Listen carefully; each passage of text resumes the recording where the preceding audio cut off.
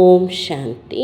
இன்று அறிவோமா ஆன்மீகம் பகுதியில் தியானம் சுயமாற்றத்திற்கான ஒரு எளிய நுட்பம் என்கிற தலைப்பின் 3ஆம் பாகத்தை பார்க்கலாம்.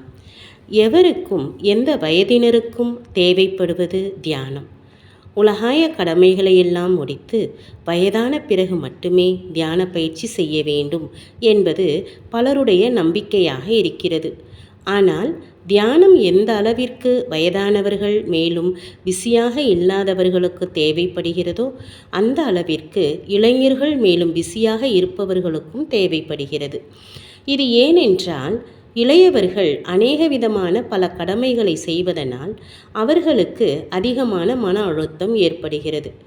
அவர்களுக்கு இந்த தியானம் அவர்களுடைய எண்ணங்களை நிர்வாகம் செய்வதில் உதவி செய்கிறது.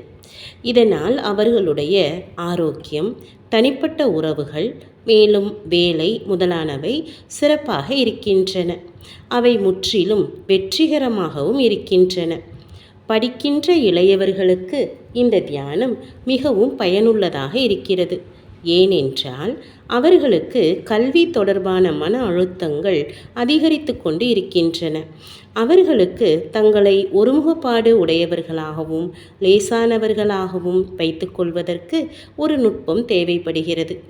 வயோதிகர்களுக்கு சில நேரங்களில் தனிமையினாலும் வேலை இல்லாமல் இருப்பதனாலும் மன அழுத்தம் ஏற்படுகிறது.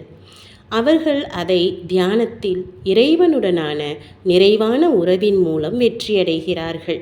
மேலும் இது அவர்களுக்கு ஆன்மீகம் கொடுக்கின்ற கருவிகளின் உதவியால் சுயத்திற்கு உற்சாகம் கொடுத்து சுயமாற்றம் செய்வதில் அவர்கள் பிஸியாக இருப்பதற்கு உதவி செய்கிறது. தியானம் நமக்கு சரியாக சிந்திப்பதற்கும் பேசுவதற்கும் செயல்படுவதற்கும் கற்றுத்தருகிறது.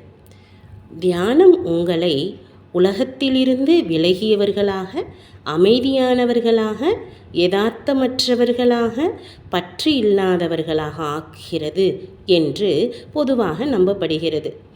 ஆனால் தியானம் உங்கள் மனதை வலிமையாக ஆக்குகிறது.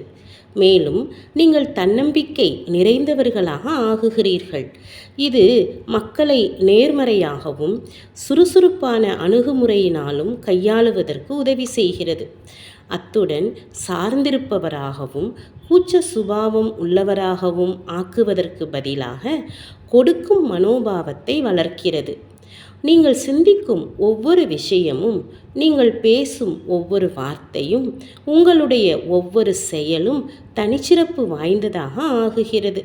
மேலும் நீங்கள் பிறருக்கு வழிகாட்டும் ஒளியாகவும் தூண்டுதலாகவும் ஆகுகிறீர்கள். மக்கள் உங்களை கவனிக்க ஆரம்பிக்கிறார்கள். ஏனென்றால் நீங்கள் அவர்களை அதிகமாக நேசிக்கிறீர்கள்.